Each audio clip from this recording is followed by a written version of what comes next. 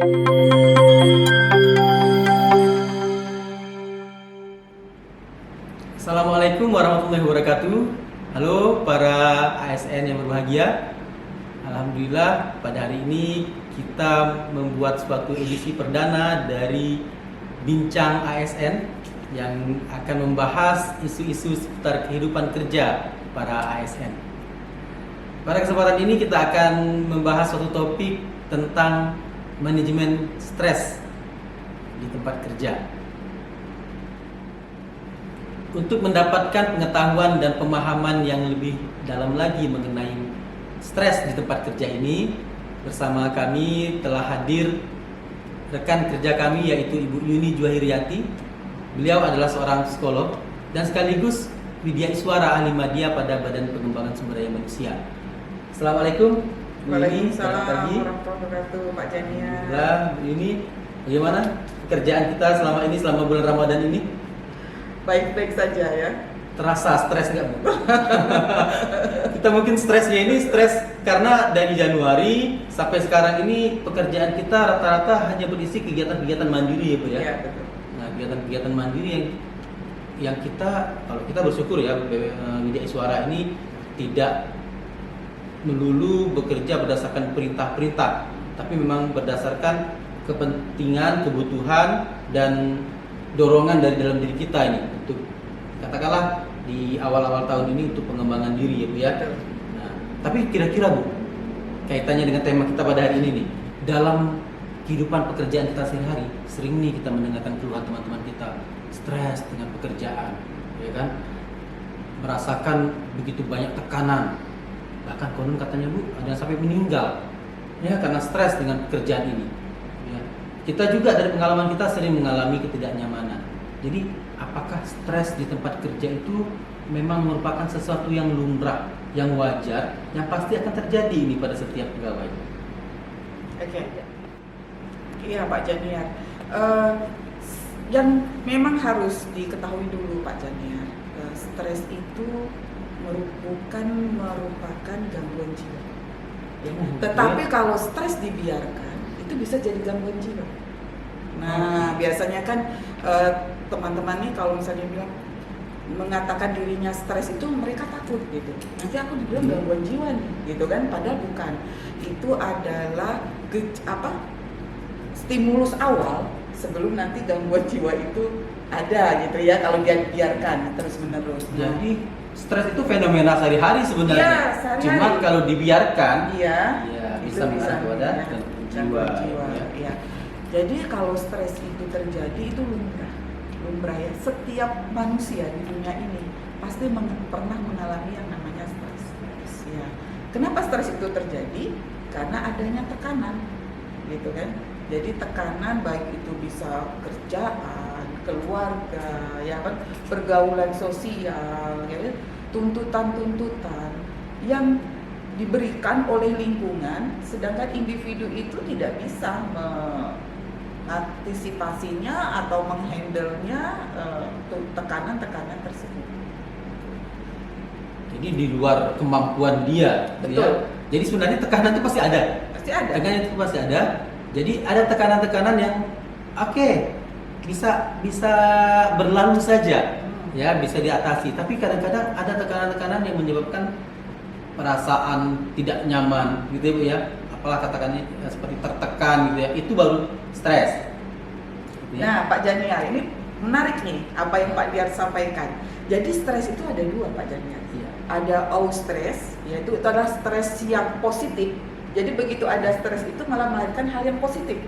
Yang kan?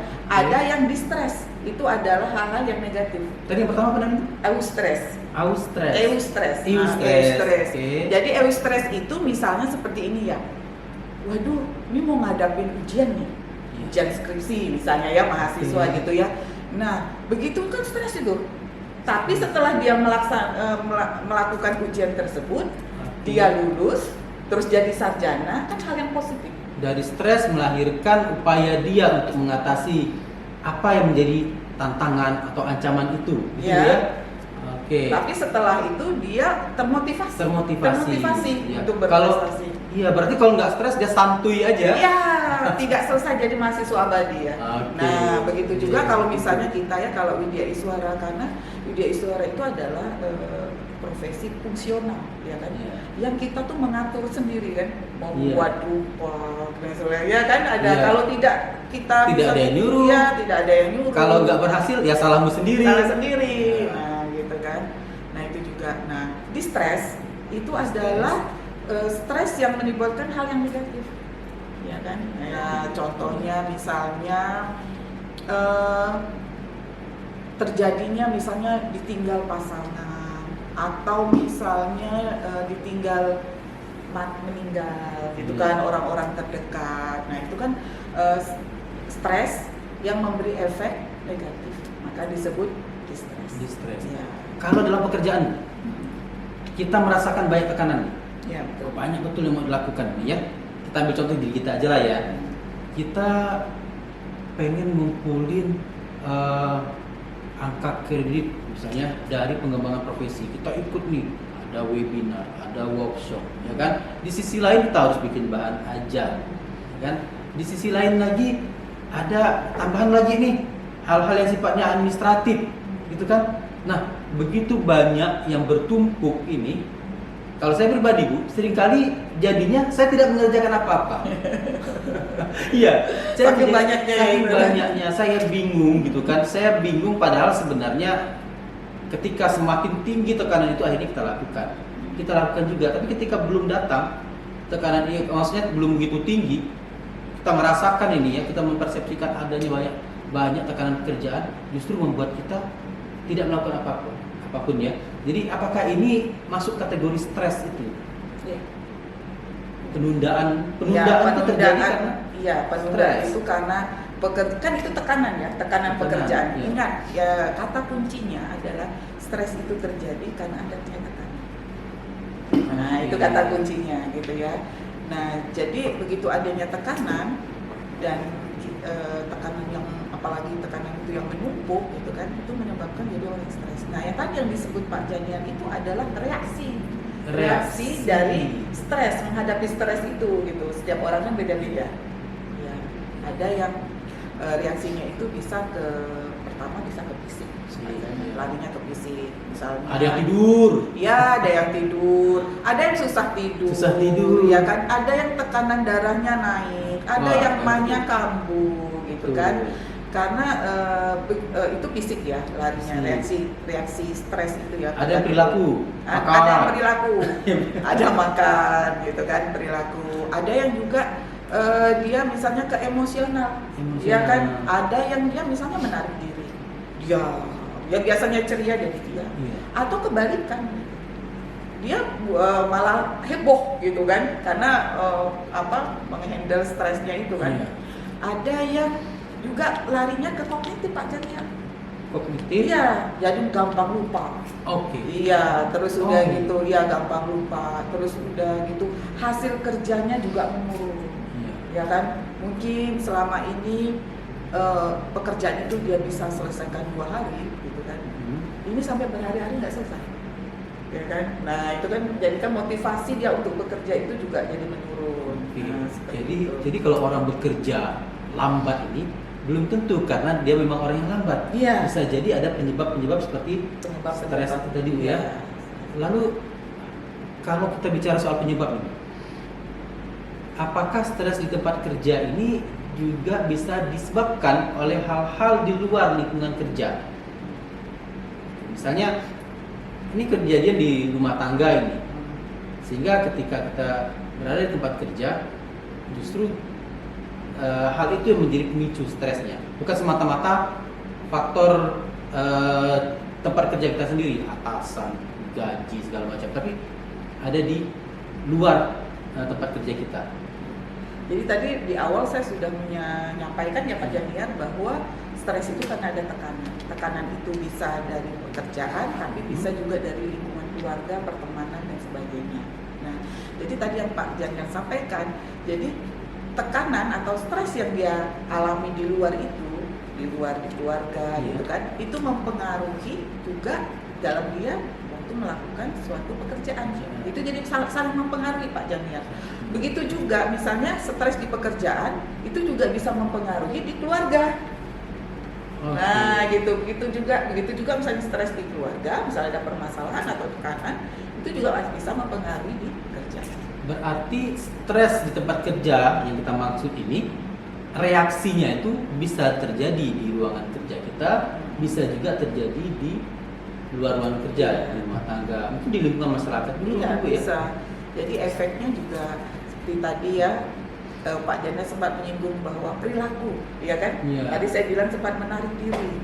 Misalnya kalau di lingkungan masyarakat, dia biasa mungkin bersosialisasi dengan masyarakat, gitu kan? Tiba-tiba dia sudah enggak, lebih senang menyendiri, lebih senang misalnya di rumah saja. Apalagi misalnya di bulan Ramadan ini ya, mungkin selalu Pak Janiar sholat di masjid selama ini, gitu kan? Nah, sekarang sudah malas, aku di rumah saja misalnya begitu kan, itu juga bisa salah satu reaksi stres. Malas untuk ketemu orang, bersosialisasi, ya, pengennya yang simple, yang ringan-ringan. Kepinginnya menyendiri, dia menarik diri. Oke, terus Bu, ini stres ini kan penyebabnya apakah semata-mata rangsangan dari luar, faktor-faktor eksternal? Nah, kita pernah dengar nih, ada istilah karoshi yang orang Jepang dia kerja sampai meninggal. Nah, apakah ini ada kaitannya nih dengan stres? Ya? Mungkin ada tekanan ini dari tuntutan pekerjaan, dari atasannya, dari jabatannya misalnya, atau mungkin juga dari dalam dirinya ada sifat-sifat tertentu, ya, ada pandangan-pandangan tertentu dalam diri kita yang menyebabkan kita cepat stres di tempat kerja. Ini bagaimana nih penjelasannya? Ya, kalau tadi Pak Janiar seperti kasihkan contoh itu bisa saja karena dia mempunyai workaholic ya, orang yang bekerja ya. Terus dia punya tipe yang ambisius. Iya kan? Nah, ambis kata sekarang. Ya, ambis. Sebenarnya kalau seseorang itu punya jiwa atau ambisi gitu ya, ambisi itu hal yang lumrah, normal. Tapi kalau sudah ambisius itu bisa jadi abnormal kan, ya kan? Karena dia kalau dia misalnya punya potensi, ya kan, itu nggak masalah. Tapi kalau misalnya dia tidak punya potensi, dia ambisius, itu bisa menjadi stres bagi dirinya. Atau misalnya dia mempunyai suatu keinginan gitu kan, yang mungkin itu di luar dari nalar gitu, seperti tadi pengen bekerja, jadi kan tidak memperdulikan tubuhnya untuk istirahat, karena kan tubuh itu juga perlu istirahat, pikiran juga perlu istirahat, ya kan. Tapi dia bekerja jadi di luar dari orang-orang pada umumnya. Jadi hanya tubuhnya lelah, ya. Jadi tubuh yang lelah nih Bu, fisik ya. Fisik kita lelah. Artinya walaupun stres itu gejala kejiwaan Bu ya. Betul ya, saya katakan demikian. Gejala kejiwaan. Iya, itu kalau dibiarkan bisa jadi gangguan kejiwaan ya. Tapi berkaitan dengan kejiwaan. Namun erat kaitannya dengan kondisi fisik kita juga ya. Jadi ketika kita memforsir tubuh kita menjadi begitu lelah, kita mudah stres gitu ya. Atau apakah mungkin jika seseorang nih ini terkena penyakit misalnya ya, kondisi kesehatannya kurang baik, kemudian menghadapi beban kerja, apakah ada bedanya nih kemampuan menahan stres antara orang yang katakanlah kondisi kesehatannya sedang rendah, sedang menurun, dengan orang yang kondisi kesehatan sedang prima? Berarti dia ada mengalami dua stres nih, stres terhadap penyakitnya, stres juga terhadap pekerjaan. Jadi artinya orang yang dalam kondisi yang kurang prima pun itu akan menghadapi dua resiko stres Bu ya. Tidak. Baik. Kemudian Bu, kalau tadi kita bisa nggak Ibu jelaskan atau Ibu uraikan nih, apa sih dampak dari stres tempat kerja ini? Pasti memang udah ini nih ya, udah ada disebut nih satu-satu gitu ya, tapi mungkin bisa kita list lah apa aja nih dampaknya. Yang pasti dampak di tempat kerja itu adalah yang sering kita biasa lihat itu Pak Janiar adalah prestasi kerja yang menurun. Prestasi kerja yang menurun. Yang kedua, kedisiplinan juga menurun. Oh. Jadi bolos. Yang awalnya rajin nih gitu kan. Nah, jadi sering bolos di kantor gitu kan. Nah, bisa juga dilihat adalah motivasi kerja yang juga menurun, ya kan. Terus bisa juga dilihat tadi yang menarik diri itu tadi yang kita sempat singgung itu kan, yang menarik diri yang biasanya dia mau bersosialisasi dengan rekan kerjanya, bercanda, diskusi dan sebagainya, ini dia lebih banyak dia itu bisa, ya kan. Dan juga misalnya hasil kerja, ya kan, dan ya hasil kerjanya jadi kurang konsentrasi sehingga juga mudah pelupa, nyimpan filenya di mana tadi ya gitu kan, ya kan, berkas ini tadi saya simpan di mana ya gitu kan. Dan itu sering gitu, bukan kalau lupanya sesekali itu sih lumrah ya, tetapi kalau misalnya sudah berulang terus gitu. Makanya biasa kadang-kadang ada yang memungkinkan, kenapa ya aku sekarang kok gampang ngeblank gitu ya, biasa ada istilah kayak gitu ya, gampang ngeblank gitu ya katanya bilang Iya gitu. sering. Ya. Seperti gini, kita bicara dalam forum, di depan kelas gitu ya, kok tiba-tiba ada kata-kata yang hilang gitu kan ya, dan itu sangat-sangat mengganggu ya. Sangat mengganggu. Itu juga bisa diakibatkan oleh stres ya, pekerjaan. Selanjutnya nih Bu Yuni, bagaimana caranya kita sebagai ASN ini dapat mengatasi ketika kita dihinggapi stres dalam pekerjaan? Ada saran? Ya, pertama Pak Jamia, kita harus tahu dulu sumber stres kita itu apa. Sumber stresnya itu di mana ini sumber stres. Yang kedua itu adalah kata orang biasa suka bilang apa Pak Jamia? Curhat. Katarsis kalau di psikologi itu adalah bagaimana kita menyampaikan atau misalnya sharing dengan teman yang dapat dipercaya. Iya. Tentang keluhan-keluhan dalam pekerjaannya yang menyebabkan mungkin dia stres. Jadi jangan teman yang dipercaya Bu ya. Soalnya kalau kurang dipercaya, teman itu bisa menjadi bahan gibah. Itu akan menambah stres. Kok ketahuan ya gitu ya. Ketahuan ya. Atau misalnya teman yang ada kan tipikal yang jadi corong masjid. Jadi nyebarin kemana-mana. Ibadah dengan ya. Jadi teman yang dipercaya. Terus yang ketiga, yang pertama kan kenali sumber stresnya. Yang kedua itu adalah cari teman yang dapat dipercaya. Itu kita lepaskan tuh ya. Lepaskan untuk sharing gitu kan. Mungkin dari teman itu ada solusi, ya kan. Tadi kata Pak Janiat, memang teman itu harus yang tepat, ya kan. Teman yang harus mau mendengar, ya kan. Mendengar secara tulus nih. Karena dengan didengar secara tulus saja, gitu kan, itu bisa 50% stresnya sudah bisa berkurang. Tinggal 50% cari solusinya. Tadi dia bilang jangan teman yang corong masjid. Saya bilang jangan teman yang pembuat kolak. Ya, pembuat kolak. Kita sampaikan ubi, besoknya jadi kolak. Nah, terus yang ketiga yaitu jika itu tidak bisa juga ada solusinya, itu bisa sampaikan ke atasan langsung gitu kan, disampaikan. Mungkin juga sumber stres ini karena atasan memberikan tugas yang overload gitu, yang berlebih, yang mungkin tidak sesuai dengan kemampuannya, itu bisa ya kan, sampaikan ke atasan. Nah, apabila itu juga sudah mengganggu Pak Jania, tadi kita sudah membahas tentang reaksi dari stres itu kan, sudah mengganggu kognitif, sudah mengganggu emosi, sudah mengganggu perilaku gitu kan, sudah juga mengganggu motivasi dalam bekerja, itu bisa datang ke tenaga ahli, itu ke psikolog atau ke psikiater, ya kan. Itu bisa diingat, jangan malu, ya kan, jangan malu jika aku yang saja kalau misalnya mengalami stres, karena itu kalau dibiarkan, tadi di awal kita sudah sampaikan bahwa itu bisa menyebabkan gangguan jiwa, karena nanti dari stres nanti jadi depresi dan yang lain-lain nanti kan. Terus bagaimana dengan ini istilah anak sekarang nih, lagi istilah anak sekarang, healing katanya. Healing. Jadi kalau udah kerja butuh healing nih. Seberapa penting itu, healing itu. Nah, yang diingat dan harus dipahami Pak Janiar, kita juga harus tahu apa sih healing itu. Iya. Ya, Jadi jangan bukan sekedar jalan-jalan healing gitu ya. Tidak, jalan-jalan Iya. shopping baliknya stres. Karena ATM-nya sudah berkurang banyak Iya. gitu kan. Nah, jadi healing itu adalah bagaimana kita itu bisa apa ya, melepaskan stres itu dari tubuh kita ya kan. Yang juga biasa orang tuh kadang-kadang ada me time gitu kan, segala macam ya, me time. Tapi yang ingat adalah setiap orang punya healing yang berbeda-beda ya kan?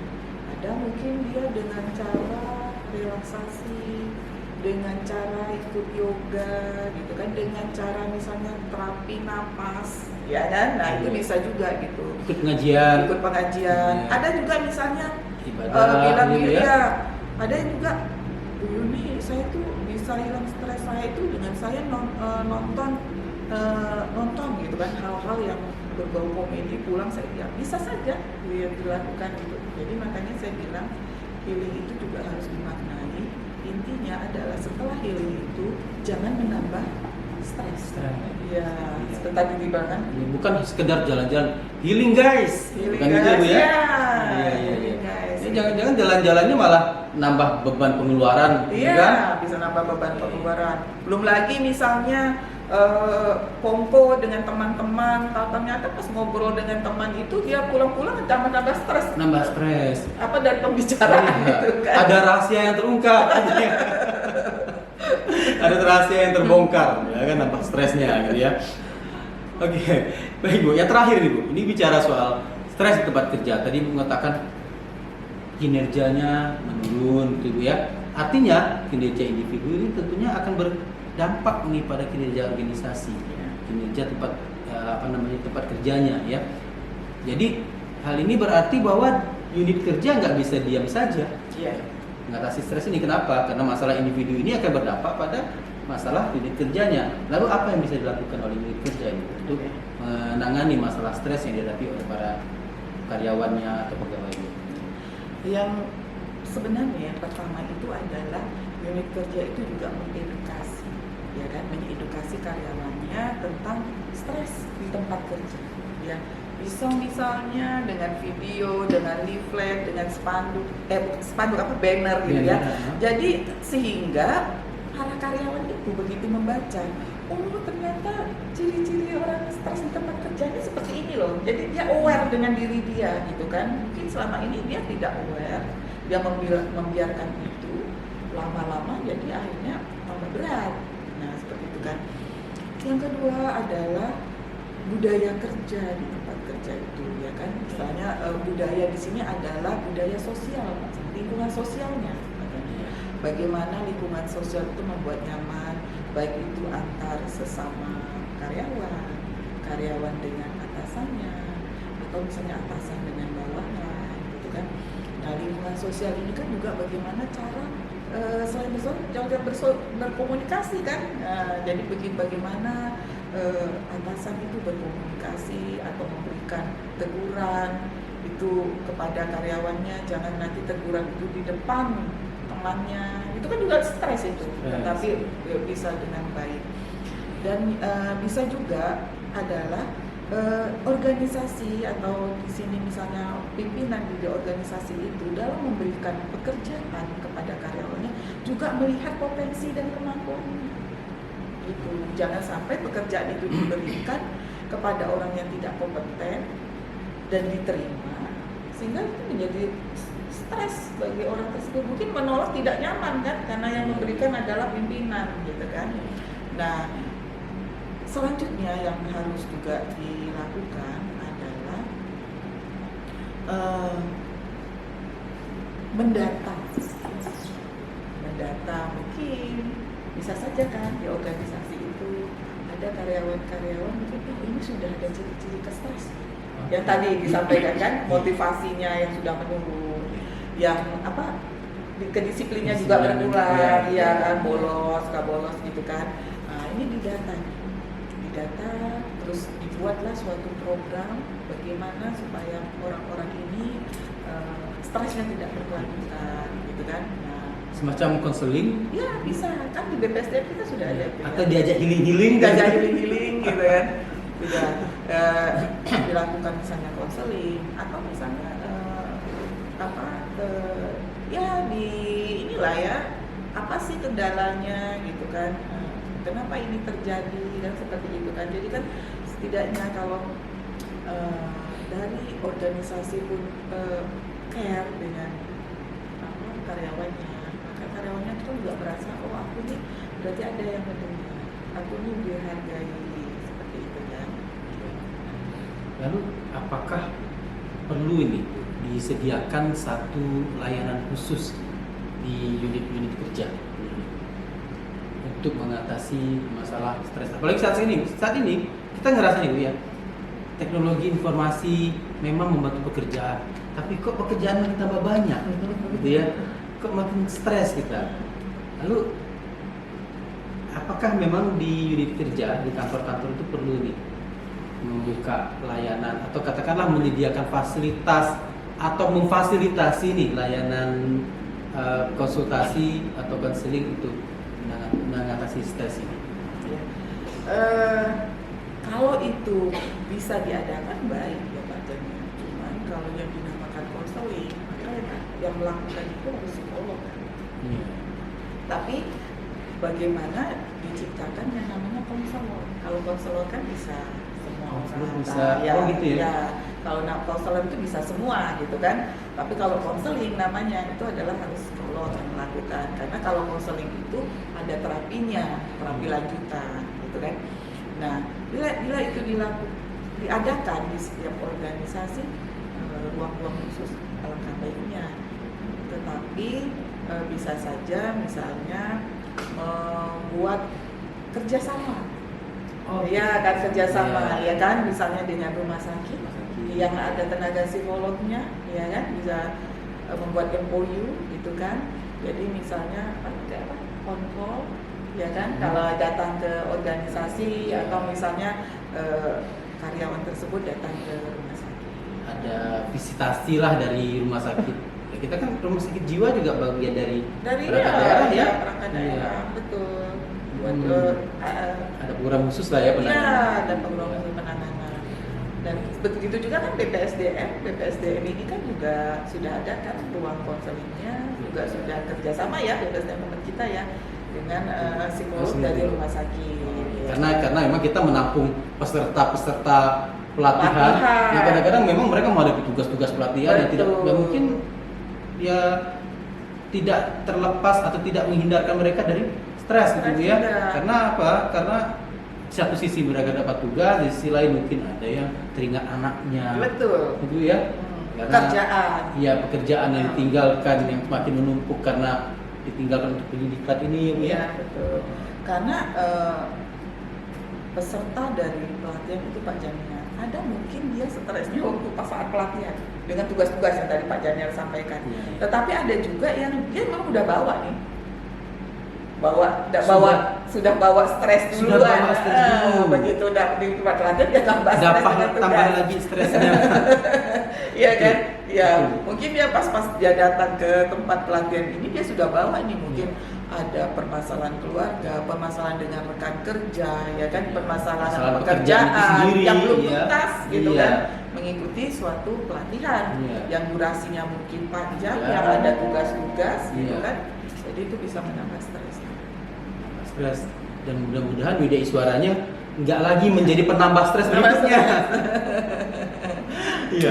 Tadi Bu, ini di akhir nih sebelum Ibu menyampaikan saran singkat, saya tadi mendengar ini menyebutkan konselor. Singkat aja Bu, konselor itu apa sebenarnya? Konselor adalah seseorang yang melakukan kayak wawancara tatap muka, ya kan? Dia bisa juga tatap muka, bisa juga via online, ya kan? Jadi intinya kalau konselor itu dia lebih kepada mendengar. Itu bukan tidak harus psikolog. Tidak harus psikolog. Bisa dari internal organisasi itu. Iya. Tunjuk. Iya. Tetapi memang harus ada pelatihan. Harus ada pelatihan. Iya, untuk menjadi seorang konselor gitu. Karena kenapa Pak Janiar? Intinya baik proses konselor itu adalah dia kan harus tahu teknik komunikasinya, ya kan, harus tahu teknik komunikasi itu ada verbal, non verbal, gitu kan, harus tahu juga dia tentang mendengar aktif, jangan sampai dia berhadapan dengan konselor malah jadi stres dia, ya kan, contoh, Disalah-salahin. ya, Itulah. ataupun misalnya begini, masa sih kayak gini aja kamu stres? Nah, Nah, karena kan ya. setiap orang itu stresnya itu bisa berbeda-beda. Seperti yang saya selalu sampaikan bahwa stimulus yang sama, respon bisa beda-beda. Respon beda. Iya kan? Contoh ya kan, ada yang misalnya stimulusnya anak putus pacar, ya kan, putus pacar kan. Si A mungkin ya santai aja, nanti juga bisa dapat lagi, misalnya kan. B sampai nangis-nangis bombay, nah itu kan. Ada yang bunuh diri. Ada bunuh diri, nah gitu Iya kan. kan?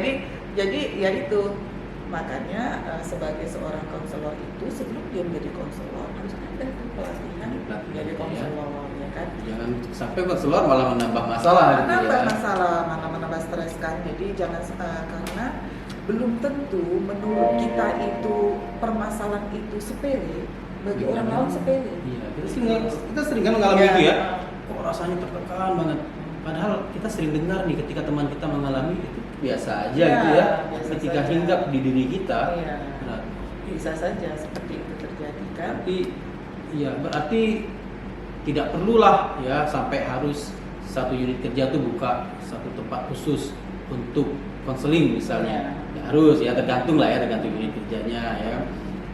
Tapi paling tidak ada orang-orang tertentu yang berkualifikasi konselor ya, yang bisa dibentuk, yang menjadi tempat curhatnya. Mungkin konselor ini juga punya hubungan ya, mungkin dihubungkan dengan unit yang lebih luar. Misalnya konselor ini ya perpanjangan tangan dari rumah sakit jiwa mungkin. Atau misalnya institusi tersebut bisa bekerja sama dengan rumah sakit jiwa, Jiwa, ya iya. kan, ya kan. Jadi membuat suatu kerjasama, ya kan, bahwa nanti kalau misalnya ada karyawan kami atau ASN kami lihat mungkin mengalami suatu stres, gitu, bisa nggak nih ditangani? Ya kalau misalnya perpanjangan itu Pak Janiar seperti yang saya bilang, itu harus ada memang pelatihan khusus. Ya, baiknya seperti itu karena tenaga psikolog maupun kalau psikiater itu memang langka ya, karena masih sedikit jumlahnya ya. Jadi memang perlu sebenarnya ada konselor-konselor yang bisa membantu ya. Kalau misalnya sudah tidak bisa ditangani oleh konselor, maka konselor bisa merujuk, mendelegasikan kepada psikolog atau kepada psikiater, kan seperti itu. Iya. Oke, Ibu ini terakhir nih, kira-kira apa saran yang bisa Ibu berikan? Ibu ini kan double nih Bu ya, sebagai psikolog, sebagai media suara. Ibu punya ilmunya, Ibu juga punya ilmu untuk menyampaikannya. Nah, sekarang bagaimana nih menyampaikan kepada rekan-rekan ASN ini apa tips-tips singkat untuk melindungi atau mengantisipasi terjadinya stres di tempat kerja bagi kita? Silakan Bu. Rekan-rekan ASN yang berbahagia, sehat itu bukan hanya fisik dan sosial saja, tetapi sehat itu juga adalah sehat secara mental. Kenapa? Karena dengan 3 itu kita akan menjadi produktif di tempat kerja. Bagi rekan-rekan yang mengalami stres di tempat kerja, segera ditangani sedini mungkin agar tidak berkelanjutan sehingga menimbulkan gangguan jiwa. Apa yang harus dilakukan dan triknya? Yang pertama, kenali sumber stres yang teman-teman hadapi. Yang kedua, lakukan atau bisa curhat, kalau dalam psikologi namanya katarsis, dengan teman yang dapat dipercaya. Jika itu tidak ada solusinya juga, bisa ke atasan langsung. Ya, lakukan curhat atau katarsis ke atasan langsung. Disampaikan apa yang menyebabkan sumber dari stres rekan-rekan. Ya, rekan-rekan ASN yang berbahagia, itu tadi ya pencerahan yang kita dapatkan dari Ibu Yuni Juwahiriyati tentang bagaimana kita mengelola stres di tempat kerja. Pada intinya, stres di tempat kerja itu adalah fenomena keseharian, tapi jika dibiarkan tidak kita tangani akan mengarah pada gangguan kejiwaan. Bu Yuni, terima kasih telah memberikan pencerahan kepada kita semua. Mudah-mudahan kita dapat mengetahui atau dapat menerapkan tips dan trik yang Ibu sampaikan tadi untuk mengatasi stres di tempat kerja untuk kesehatan jiwa kita dan juga untuk pencapaian kinerja kita dan kinerja organisasi kita. Terima kasih sekali lagi Bu Yuni. Sama-sama Pak Janiar. Salam sehat selalu. Tadi apa salamnya? Salam sehat sehat jiwa.